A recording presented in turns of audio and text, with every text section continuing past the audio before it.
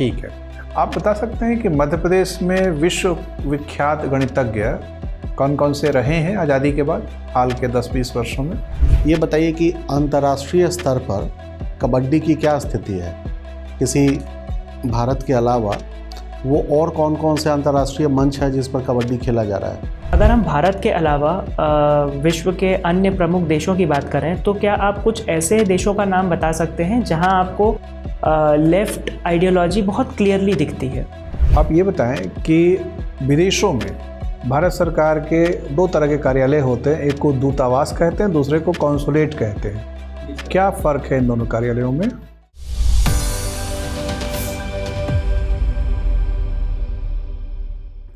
Sir may I come in? कम इन। नमस्ते sir. नमस्ते। नमस्ते जी शिवम, बैठिए। Thank you sir. शिवम, आपके आवेदन से लग रहा है कि आप बड़े ही मेधावी विद्यार्थी हैं। एमपी बोर्ड में पढ़ते हुए 10वीं में 93% अर्जित कर लिया था, जी सर। 12वीं में 96% अर्जित कर लिया और फिर आप चले गए दिल्ली पढ़ने के लिए। जी सर। हिंदू कॉलेज से आपने गणित विषय में बीएससी किया है, जी सर। 87% मार्क्स पर। जी सर। आप इतने मेधावी कैसे हो गए? सर मैं शुरू से ही शिक्षा के क्षेत्र में बेहतर प्रदर्शन करने का प्रयास कर रहा था और साथ ही साथ जो स्कूल का जो मुझे बैकग्राउंड मिला सर, उसमें भी काफ़ी हेल्प रहा और मैंने अपने जो हार्डवर्क और अनुशासन के थ्रू बेहतर परफॉर्मेंस करने का प्रयास किया था सर। क्या आपका स्कूल बहुत अच्छा स्कूल माना जाता है? उस समय में सर अच्छा स्कोर था सर। अच्छा, अब ठीक नहीं रहा? सर अभी चूंकि परसेंटेज काफ़ी हाई जा रहे हैं तो इस संदर्भ में सर।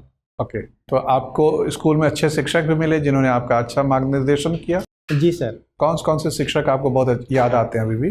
मुख्य रूप से सर अनीता द्विवेदी मैडम जी थी और आदित्य तिवारी सर जी थे और संतोष पटेल जी आचार्य जी थे। मैडम कौन सा विषय पढ़ाती थी?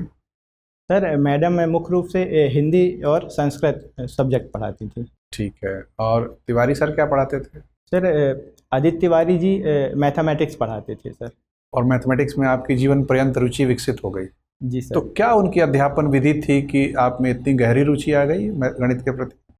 सर चूँकि उस समय में जो भी विद्यार्थी थे वो बेहतर प्रदर्शन करते थे अपने स्कूली शिक्षा के स्तर पर, तो उसी समय में मैंने जो अपने सीनियर को देखा था कि वो भी मैथमेटिक्स ले रहे थे, तो उसके बाद से मैंने भी मैथमेटिक्स में और मेरी जो। नहीं, मेरा प्रश्न दूसरा है। मेरा प्रश्न है कि तिवारी सर के अध्यापन करने का तरीका क्या था कि बच्चों में इतनी दिलचस्पी विकसित हो जाती थी गणित के प्रति? आमतौर पे बहुत सारे शिक्षक गणित पढ़ाते हैं जिसके चलते बच्चों में भय कायम हो जाता है, लोग डर जाते हैं। सर वो एक बिना स्ट्रेस के साथ पढ़ाते थे और बीच बीच में जो कुछ सर वो अपने जीवन की कहानी और गाइडेंस बताते थे कि भविष्य में किस प्रकार से हमें आगे बढ़ना चाहिए, और समय के साथ वो एक पूरा सिलेबस कंप्लीट करते थे सर। अच्छा जी सर।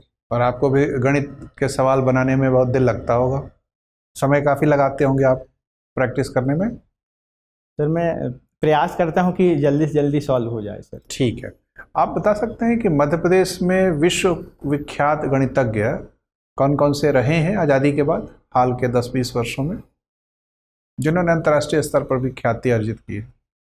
सर मुख्य रूप से ग्वालियर के गणितज्ञ जी हैं, जिनमें सर श्री नरेंद्र कर्माकर जी, जिन्होंने कर्माकर एल्गोरिदम दिया है। ठीक है, बहुत अच्छे। और सर अभी मैं एक ही रिकॉल कर पा रहा हूँ। कोई बात। आप मंडला जिले के रहने वाले हैं? जी सर। मंडला पूर्वी मध्य प्रदेश में स्थित है जी। और ये पूरा पूर्वी मध्य प्रदेश अपेक्षाकृत पिछड़ा इलाका है। जी सर। पश्चिमी मध्य प्रदेश या दक्षिणी मध्य प्रदेश के मुकाबले वहाँ आर्थिक तौर पे पिछड़ापन है। जी सर। क्या क्या कारण है पिछड़ापन के? सर जो चूँकि जो पूर्वी मध्य प्रदेश है वहाँ पे सर जो मैकाल रीजन है, पहाड़ी एरिया ज़्यादातर है। साथ ही साथ अगर हम सर कृषि संदर्भ में देखें तो अधिकतर जो मृदा है सर वो पथरीली मृदा है, जिस कारण से जो उपजाऊपन है वो कम हो जाता है। और सर मुख्य रूप से जनजातीय आबादी पूर्वी मध्य प्रदेश में ज़्यादा है। इस कारण से मुझे लगता है कि सर क्रमिक रूप से वहाँ पे विकास कार्य कम हो पाया, लेकिन अभी वर्तमान में हम देखें तो औद्योगिकरण लगातार बढ़ रहा है सर। बढ़ रहा है मध्य प्रदेश में भी। कौन कौन से उद्योग स्थापित हो रहे हैं? सर मंडला ज़िले के संदर्भ में देखा जाए तो मनेरी इंडस्ट्रियल एरिया अभी विकसित किया गया है। साथ ही साथ सर जबलपुर में डिफेंस के क्षेत्र में भी काफ़ी वहाँ पे सैन्य छावनी है। और सर हर ज़िले में ये इंडस्ट्रियल एरिया डेवलप करने का दायित्व तो मध्य प्रदेश में किस संस्था के ऊपर है? सर मध्य प्रदेश सरकार की एक जो विभाग है औद्योगिक विकास निगम है सर, उसके द्वारा इसे वित्त पोषित किया जाता है। ठीक है। क्या आपके ज़िले में या आसपास के ज़िले में कोई परमाणु संयंत्र स्थापित हो रहा है?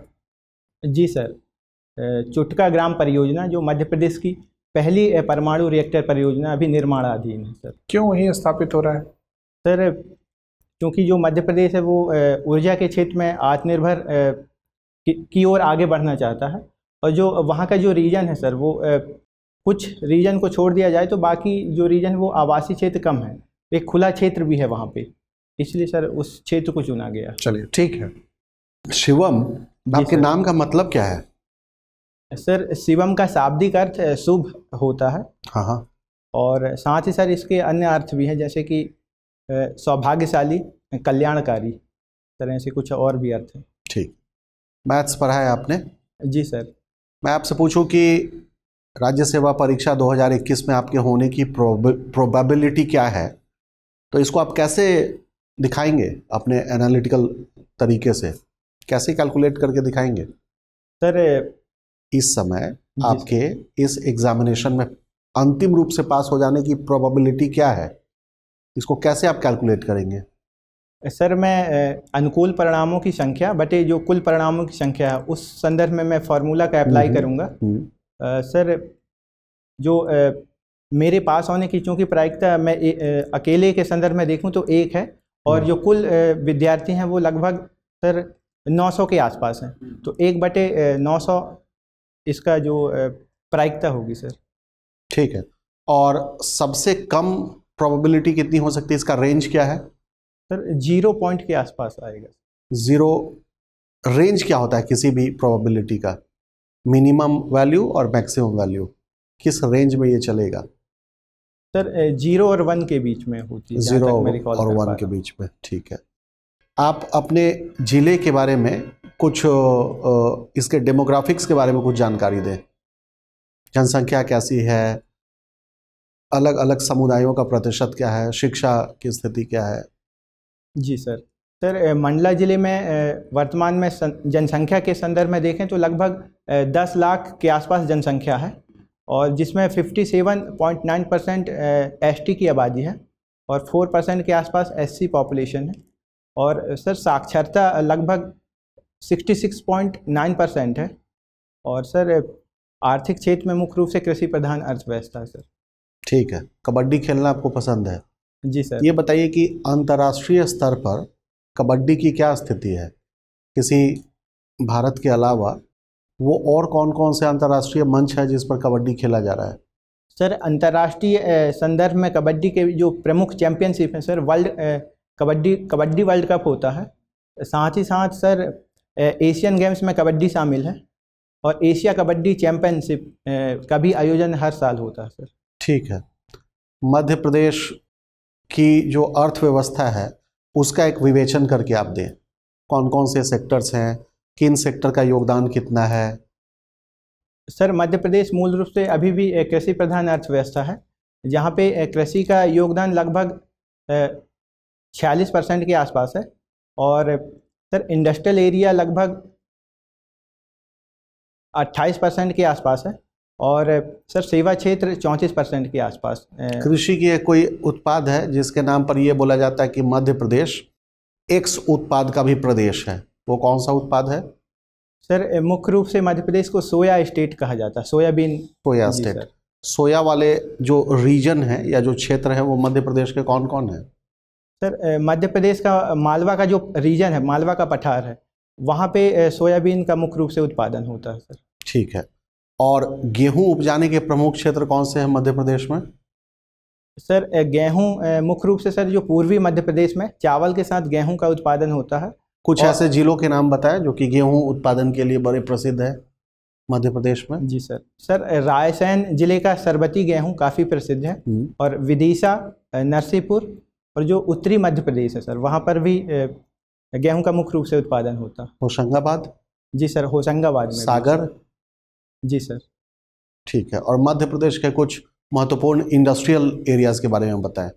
जी सर, रायसेन का जो मंडी द्वीप है वो इंडस्ट्रियल एरिया है, और मंडला ज़िले में मनेरी औद्योगिक क्षेत्र है। इसके अलावा सर राजगढ़ में पीलूखेड़ा औद्योगिक इंडस्ट्रियल एरिया है। उत्तरी मध्य प्रदेश में कुछ? जी सर।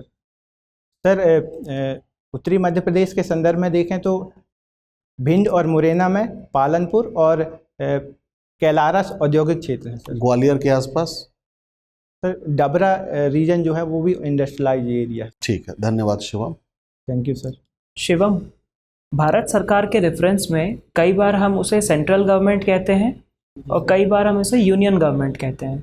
जी सर। क्या दोनों में कुछ अंतर है? सर जब हम यूनियन गवर्नमेंट कहते हैं तो सर इसका अर्थ है कि सभी राज्यों, जितने भी भारत के संदर्भ में राज्य हैं, उनका एक यूनियन संघ के रूप में देखा जाता है, वो संघ सरकार। ठीक है। और सर जो सेंट्रल सरकार की अगर हम बात करते हैं तो वो एक केंद्र सरकार जो कि जिसका राज्य क्षेत्र संपूर्ण पूरे भारत के संदर्भ में है सर, और उसका जो मुख्य काम है संघ सूची से जुड़े जो विषय हैं उनका शासन प्रशासन का संचालन करना। ठीक है। शिवम, ये बताएं, जब हम राजनीतिक विचारधारा यानी पॉलिटिकल आइडियोलॉजीज़ के बारे में बात करते हैं जी तो अक्सर हमें ये पढ़ने को मिलता है, सुनने को मिलता है कि कुछ विचारधाराएं लेफ़्ट होती हैं, कुछ राइट होती हैं, कुछ सेंटर होती हैं। क्या मतलब होता है इन टर्म्स का? सर अगर हम लेफ़्ट की बात करें तो सामान्य तौर पे लेफ़्ट के संदर्भ में माना जाता है कि एक ऐसी राजनीतिक विचारधारा जो अधिक से अधिक सामाजिक परिवर्तन लाने पे बल देती है और सामाजिक समानता स्थापित करने पे बल देती है। ठीक है। और सर राइट के संदर्भ में ये माना जाता है कि जो यथास्थितिवादी है, जो वर्तमान में व्यवस्था है, उसी व्यवस्था के संचालन पे बल देती है और किसी खास वर्ग समुदाय के इम्पोर्टेंस पे ज़्यादा बल देती है सर। ठीक है। और सेंटर? सर सेंटर एक ऐसी विचारधारा है जो लेफ़्ट और राइट के बीच का मध्यम मार्ग के रूप में है सर, सेंटर को हम देखते हैं। ठीक है। अगर हम पूंजीवाद की दृष्टि से देखें तो इनमें से किस विचारधारा को आप पूंजीवादी विरोधी मानेंगे? सर मुख्य रूप से लेफ़्ट को माना जाता है कि पूंजीवाद का विरोध। ठीक है। अगर हम भारत की बात करें तो आपको किस प्रकार की राजनीतिक विचारधारा यहाँ देखने को मिलती है? सर विभिन्न राजनीतिक दल अपनी अपनी विचारधारा है सर। कुछ राजनीतिक दलों की लेफ़्ट विचारधारा है तो कुछ की सेंटर और कुछ की राइट है सर। सभी प्रकार के राजनीतिक दल दिखाई देते हैं। ठीक है। अगर हम भारत के अलावा विश्व के अन्य प्रमुख देशों की बात करें तो क्या आप कुछ ऐसे देशों का नाम बता सकते हैं जहां आपको लेफ़्ट आइडियोलॉजी बहुत क्लियरली दिखती है? सर मुख्य रूप से साम्यवादी सरकार के संदर्भ में कहा जाता है कि चीन में साम्यवाद को ज़्यादा प्रमोशन मिला है, और कुछ हद तक रूस के संदर्भ में भी कहा जाता है कि वहाँ पे साम्यवाद विचारधारा ज़्यादा है सर। ठीक है। शिवम, धर्मनिरपेक्षता से आप क्या समझते हैं? सर धर्मनिरपेक्षता के दो अर्थ हैं सर। पहला धर्म से तटस्थ रहना, और दूसरा सर जो नकारात्मक अर्थ में माना जाता है कि धर्म का विरोध। ठीक है। तो भारत में किस प्रकार की व्यवस्था आप देख पाते हैं? सर चूंकि भारतीय संविधान का जो प्रस्तावना है उसमें कहा गया है कि भारत एक धर्मनिरपेक्ष राज्य है, लेकिन जो धर्म और राज्य के बीच पूर्ण अलगाव न रखते हुए ये कहा गया है कि समय समय पे राज्य के द्वारा सभी धर्म संप्रदाय का एक समान विकास किया जाएगा और एक समान संरक्षण किया जाएगा सर। ठीक है। शिवम, हम भारत में कई जो रिलीजियस प्लेसेस हैं उनमें ऐसा देखते हैं कि सरकारी पदाधिकारी उनके प्रशासन में से जुड़े रहते हैं। तो क्या आपको लगता है ये धर्म निरपेक्षता का जो सिद्धांत है उसका उल्लंघन हो रहा है? सर इस संदर्भ में जो सभी राज्य सरकारों की एक आचार संहिता होती है जिसमें कहा जाता है कि प्रत्येक प्रशासनिक अधिकारी धर्मनिरपेक्ष रूप से अपने शासन प्रशासन के कार्यों को देखेंगे, और अगर कोई वो इस जो नियम है, गाइडलाइन है, इसका उल्लंघन करते हैं सर तो उनके विरुद्ध एक्शन भी लिया जाता है। ठीक है। शिवम, मेरा अंतिम प्रश्न आपसे, जैसा कि आपने बताया कि संविधान की प्रस्तावना में भी धर्मनिरपेक्षता की बात की गई है। जी सर। कुछ लोगों का ऐसा मानना है कि संविधान में ये जो टर्म जोड़ा गया था बाद में सेक्युलर, जी सर। उसे हटा देना चाहिए, हमें शायद उसकी ज़रूरत नहीं है। आपकी क्या राय है इस पे? सर क्योंकि भारत के संदर्भ में माना जाता है कि भारत एक बहुलवादी राज्य है, जहाँ पे विविध धर्म संप्रदाय के लोग यहाँ पे निवास करते हैं। सर मुझे लगता है कि वर्तमान संदर्भ में भी ये प्रासंगिक है कि हम एक सेकुलर कंट्री के रूप में अपने जो सह अस्तित्व हैं बाकी पड़ोसी राज्यों के साथ शांतिपूर्ण सह अस्तित्व को आगे बढ़ाने के लिए ज़रूरी है सर कि हम धर्मनिरपेक्षता के मार्ग पे ही आगे बढ़ें सर। ठीक है। प्रस्तावना के अलावा क्या संविधान में और कहीं भी धार्मिक स्वतंत्रता के बारे में बात की गई है? सर धार्मिक जो स्वतंत्रता है सर, उसके संदर्भ में आर्टिकल 25 to 28 में कहा गया है। ठीक है, मूल अधिकारों में। शुक्रिया। शिवम, अभी भारत में कितने संघ शासित क्षेत्र हैं? सर वर्तमान में 8 संघ राज्य क्षेत्र हैं। कर्क रेखा से उत्तर में जो स्थित हैं उनके नाम पहले बताइए। सर पहला दिल्ली, दूसरा चंडीगढ़, और सर वर्तमान में जम्मू कश्मीर और लद्दाख भी यूटीज में शामिल है सर। 4 ये कर्क रेखा से उत्तर में है। और कर्क रेखा के दक्षिण में कितने हैं? सर अंडमान निकोबार द्वीप समूह है, लक्षद्वीप है, दादरा एवं नगर हवेली, दमन एवं दीव, और सर पांडिचेरी भी है सर। अच्छा, तो दादर नगर हवेली और दमन दीव एक ही है कि अलग अलग है? सर हाल ही में दोनों को एक ही यूटीज के रूप में शामिल कर लिया गया। उसका प्रशासनिक मुख्यालय कहाँ है? सर एग्जैक्ट मुझे जानकारी नहीं, माफ़ी चाहूँगा। लक्षद्वीप का प्रशासनिक मुख्यालय कहाँ है? सर लक्षद्वीप की जो प्रशासनिक राजधानी है वो है सर कावारत्ती है सर। अच्छा, और अंडमान निकोबार का? सर मैं अभी रिकॉल नहीं कर पा रहा, सॉरी सर। आप ये बताएं कि विदेशों में भारत सरकार के 2 तरह के कार्यालय होते हैं, एक को दूतावास कहते हैं, दूसरे को कॉन्सुलेट कहते हैं। क्या फ़र्क है इन दोनों कार्यालयों में? सर जो दूतावास होते हैं वो मुख्य रूप से सर राजनीतिक विषयों को लेकर के दूतावास का निर्माण किया जाता है, और जो कॉन्सुलेट होते हैं सर वो मुख्य रूप से वाणिज्यिक या आर्थिक क्षेत्र के संदर्भ में उनका निर्माण किया जाता है। ठीक कह रहे हैं आप। तो अन्य देशों के कॉन्सुलेट, जैसे अमेरिका के कॉन्सुलेट भारत में कहाँ स्थित होंगे? सर जो किसी भी देश की जो प्रशासनिक राजधानी होती है वहीं पे जैसे उदाहरण के लिए जो भारत है, इसके संदर्भ में अगर हम यूएसए की जो कॉन्सुलेट होगी वो नई दिल्ली में स्थापित है। सिर्फ नई दिल्ली में ही होगी या और भी कहीं हो सकती है? सर जो कुछ ऐसे क्षेत्र में भी हो सकते हैं जहाँ पे उस देश के आर्थिक जो उद्देश्य है या आर्थिक हित है, गतिविधि के केंद्र है। जी सर। तो अमेरिकन कॉन्सुलेट एक से ज़्यादा शहरों में हो सकते हैं। अमेरिका का दूतावास कहाँ कहाँ है भारत में? सर दूतावास एक ही होगा जो एक ही होगा, में होगा, जो पॉलिटिकल कैपिटल में होगा। ठीक है शिवम, आपका इंटरव्यू हो गया, आप जा सकते हैं। Thank you sir. Thank you sir. Thank you sir.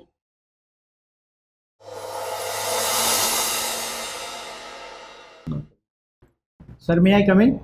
आइए बैठिए शिवम। जी सर, थैंक यू।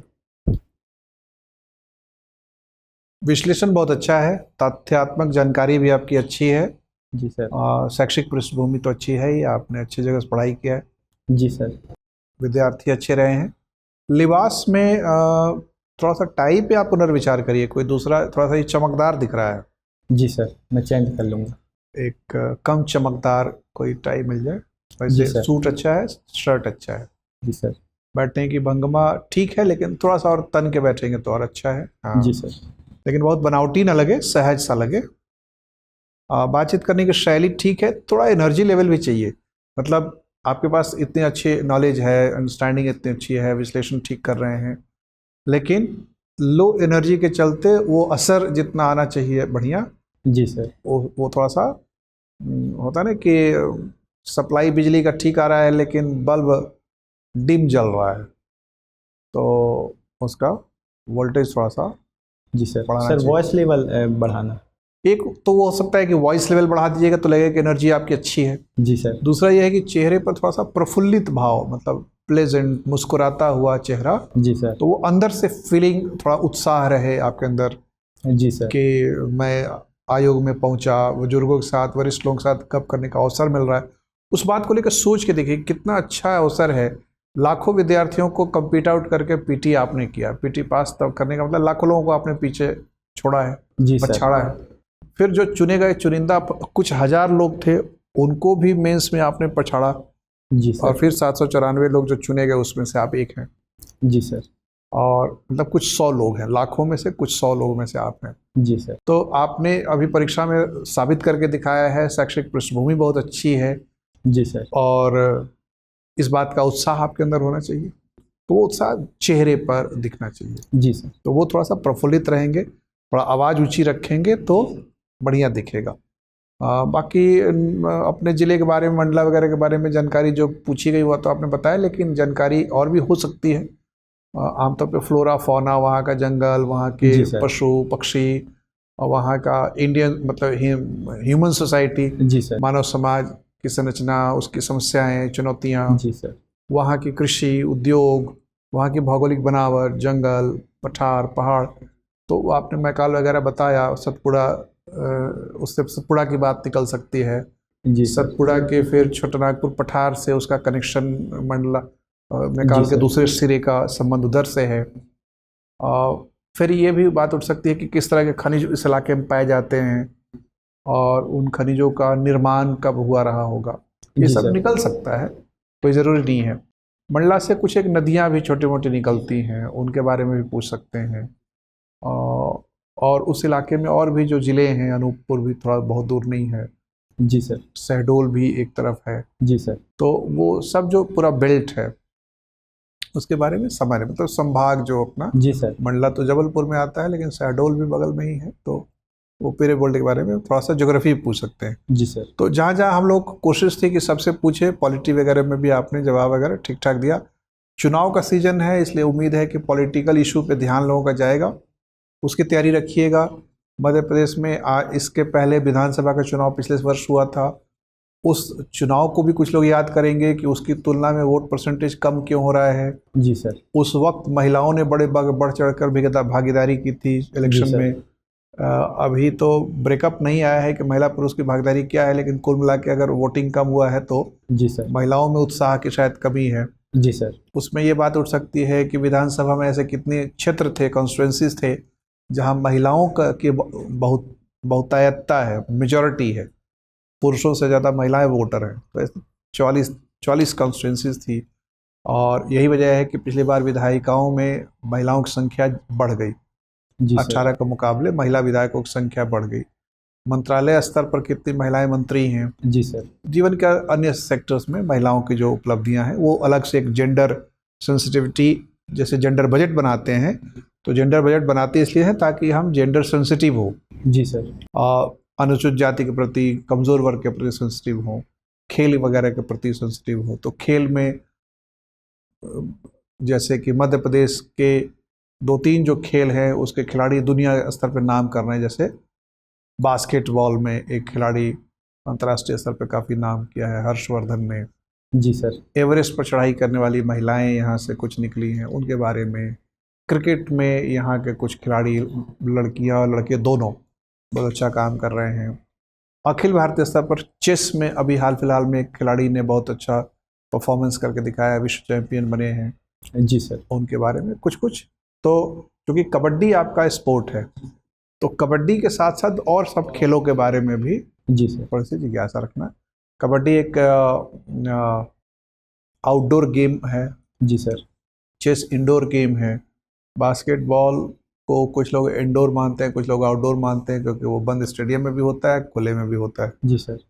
इस तरह के बातें भी आपसे कर सकते हैं, लेकिन हम लोगों ने जहाँ तक बातें की, जिस रेंज में बातें की, जी सर। और वहाँ आपने अच्छे जवाब दिए। तो आशा है कि आप बाकी एरिया में भी तैयारी कर लेंगे। 1 मई को इंटरव्यू है, वक्त 2 ही दिन है, उस दिन श्रम दिवस होता है, तो हाँ, तो वो थोड़ा सा जरूर देख लीजिएगा। जी सर। ठीक है जी सर। और कोई संशय या कोई जिज्ञासा? चलिए, all the best. Thank you sir. Thank you sir.